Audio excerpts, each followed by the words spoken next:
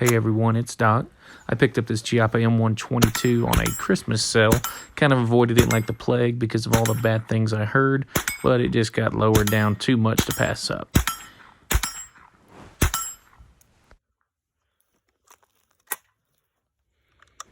Initial impressions were good. My son really enjoyed it. He shot pretty good.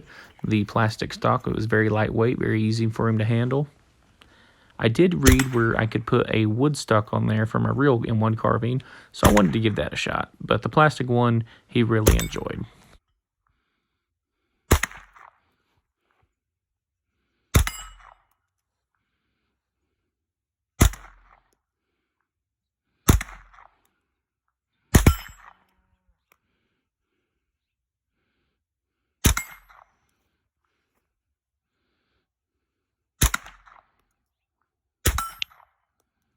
As you can see, I got the wood stock on there. I'm having some issues with the fitment here.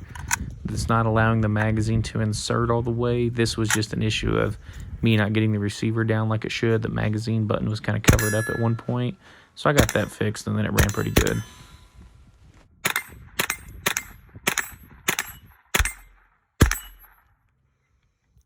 I think maybe a little bit of the fitment with the wood stock. It's messing with the magazine. Just look, zoom in right here. I can move the magazine around a lot more. And it kind of, if you insert it too hard, it can kind of go up too high. Because this is hitting, bolt's hitting the magazine instead of the follower now. I'll have to look into that. Go ahead. I had my son loading the magazine and doing everything on his own. Most of it seemed fairly easy for him to do. The magazine doesn't have any like finger holds, like a lot of 22 mags, and it gave a little bit of an issue, but not really. It seemed pretty easy for him to load.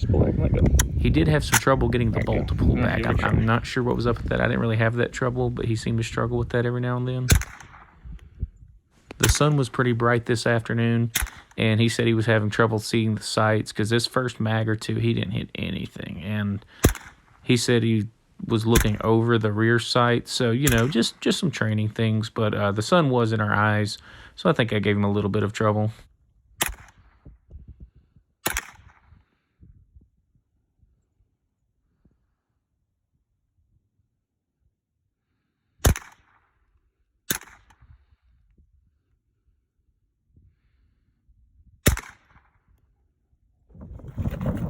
The magazine's fairly easy to load even without the finger grooves. The spring's fairly lightweight. The follower sticks up pretty good. So you do have to kind of stack it like a center fire. It's not bad. Some of the ammo that I had, some of the MagTech and Norma stuff, it has like a cosmoline like oil layer on it. And it can be kind of a pain because, you know, your hands are getting greasy and it's a little bit harder to stack them on top of each other. But it's really not bad. Once he got it facing the right direction, he really didn't have any issues loading the magazine. Slide it back. There you go.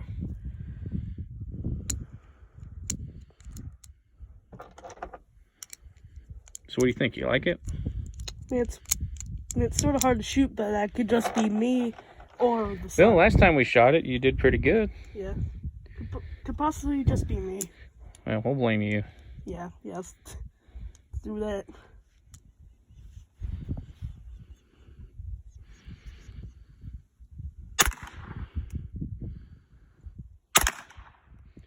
Here, you get your hand right in the op rod there. That needs to, that needs to cycle. Surprisingly, it hasn't jammed because of that. There you go. Keep doing that.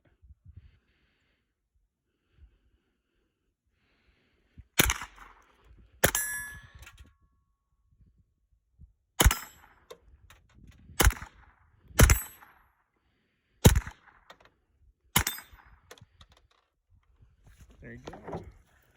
So everybody talks crap about this gun. Like, that's all I see every time I look it up. Everybody talks about how unreliable it is. I don't know. Maybe I got the only good one that they ever made. But this is like 200-300 rounds in a couple of outings now. And it hasn't jammed once. I had the little bit of misfire earlier because my magazine wasn't up inserted all the way, so it never picked up a round. But I think that's me, maybe some of my fitment with the wood stock. Yeah, now I said all that, and it's going to jam this time. But we'll find out.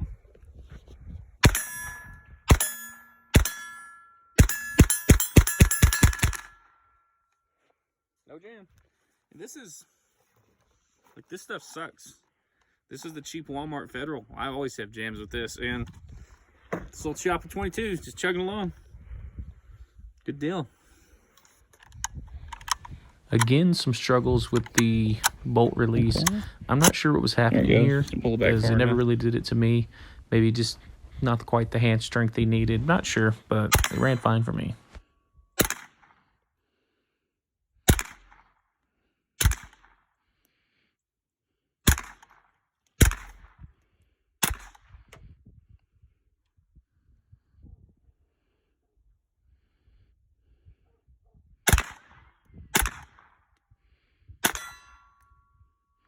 Did you hear the way that whistled? Yeah. That's because that means you went right over the old broken berm, right about here, and you hit that big giant granite dome. That's what that sound was. It ricocheted off. Nice. That's why we have a 20-foot granite dome back there. That's our extra backstop. Nice. So it should shoot folded. Go ahead and give me one shot towards the target. Now hold it down. Hip. You got to do hip fire. It looks stupid when you do it that way. Yeah, there you go. I know you can't hit anything, but it looks cool. Give me one shot. Nice. You want to do some slow-mo? Yeah, sure. He asked me to put a cool song with the slow-mo. I put together a little something, but YouTube has copyrighted my own songs before, so we'll see what happens.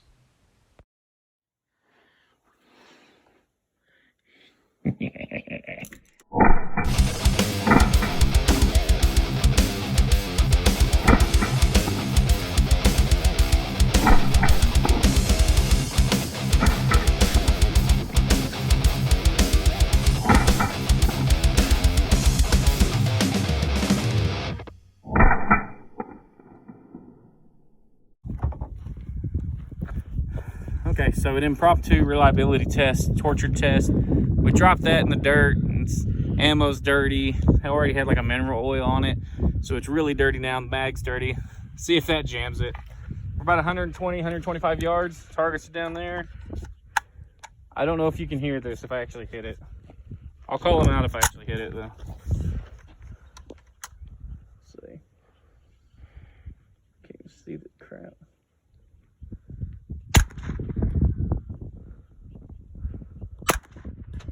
Oh, can you hear that? Yep. Nice. Hopefully we can hear it on the video.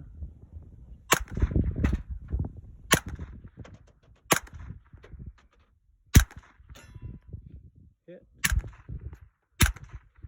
Hit. Hit. Hit. Hit. Okay, so still going. Pretty accurate. I mean, standing at 125, windy, sun in the eyes, that's not bad. You want to try? Yeah, sure. Tell me what it's done. All right, go ahead. I don't know why that does that to you. I'm going to blame you. Oh. Well, hopefully we can hear it. All right. Front sight. Hold the front sight right above the target.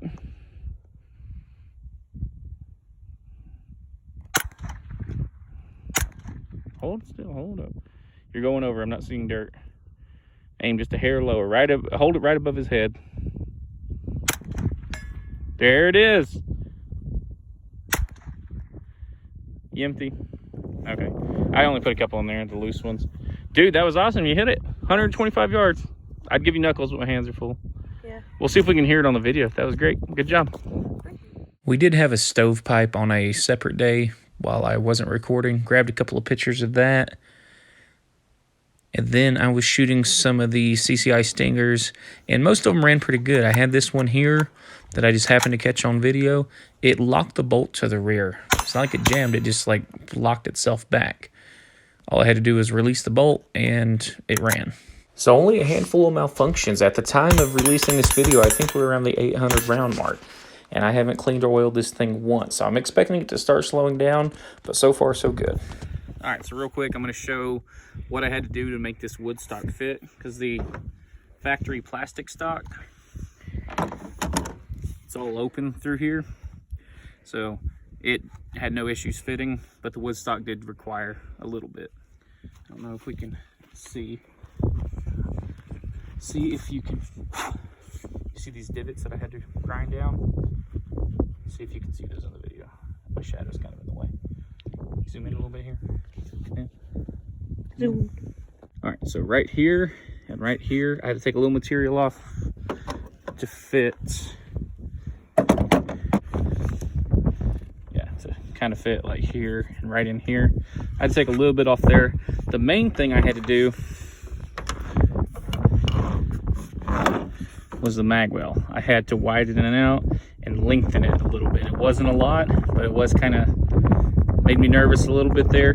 I think that might be some of the fitment issue. I might have got it a little too wide, and that's why the receiver kind of rocks back and forward in there. So we'll put it back together and I'll show you what that looks like. All right, so the two spots I had to take down is here and here. These two lugs will fit right in there. And the mag well, you can see I kind of got it. Can you see the light through there? Yep. Right in here, I got a little too wide there, and the receiver wiggles just a little bit. I could probably do some wood filler or something there and get it just perfect, but it really doesn't bug me that much.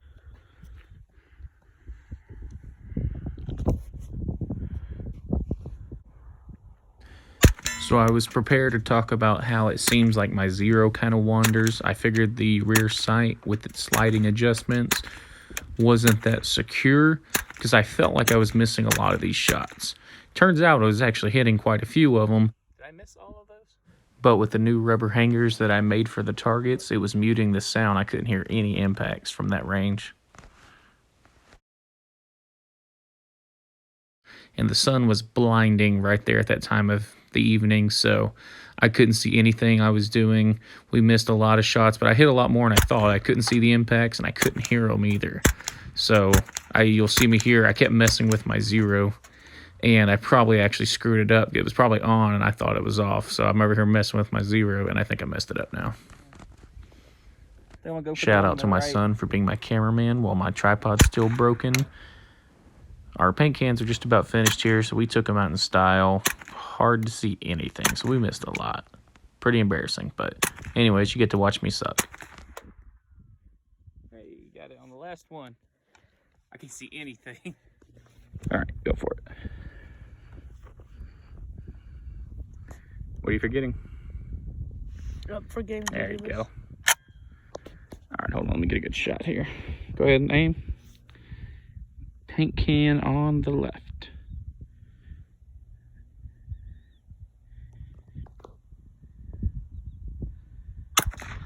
Oh, way too high. Hold right above the lid. Slow down. Put the tip of that front sight right above the lid. Ooh, that was close. Way not close.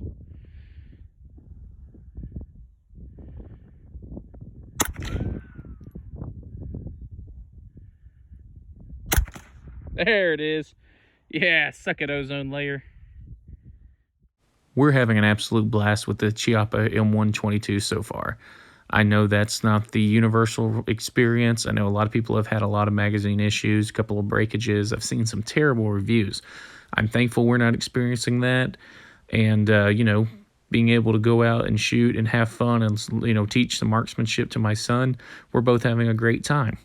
There are these little dovetails here for running a rimfire optic. I don't really have any plans to do that. I'm enjoying it like it is, but that is an option if you are interested. So hopefully this thing continues to run good, and I'm sure we'll be shooting it a lot, and I'll update if anything goes crazy. Thanks for watching, guys. Love y'all.